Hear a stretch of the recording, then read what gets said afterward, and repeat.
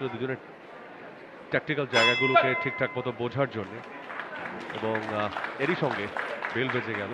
তার মানে হচ্ছে প্রথম রাউন্ডটা শেষ। রাউন্ড 2,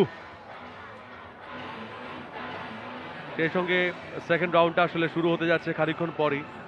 পঙ্খেত নিজের একটা স্টাইল আছে, প্রথমেই তিনি তার নিজের গালে পাঞ্চ করেন দুটো গ্লাভস দিয়ে, তারপরে তিনি যে কোনো রাউন্ড শুরু করেন। এটা হতে পারে নিজের একটা মেন্টাল স্যাটিসফ্যাকশন এবং সেই সঙ্গে প্রতিপক্ষকে বোঝানো যে আমি অনেক tough, you can not beat me. Obviously rhythmic move দুজনের কাছ থেকে হেলে দুলে চাল, এবং এই মুহূর্তে হোল্ড হয়েছে সুরা কৃষ্ণা চাকমা,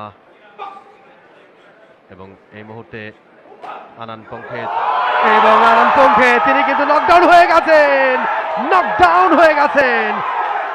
পঙ্খেত সুরা কৃষ্ণা চাকমার একটা স্ট্রেট পাঞ্চ হজম করতে পারেননি, নিতে পারেননি। রাউন্ডে ওয়ান্স अगेन অ্যাকশন রিপ্লে, ও সরাসরি পেটে দারুণ একটা পাঞ্চ। সুরা কৃষ্ণা চাকমা তিনি কাঁপছেন, এবং টেকনিক্যালি কি নকআউট হয়ে গেলেন কিনা পঙ্খেত। He is a big punch, he is a straight punch from Sura Krishna Chakma. Oh my goodness, এই সুযোগটাই খুঁজছিলেন, এবং এক পাঞ্চে কি টেকনিক্যালি নকআউট হয়ে গেলেন কিনা পঙ্খেত। দুর্দান্ত পাঞ্চ, বাঘের থাবা কোথায় কি বলে মাহফুজ।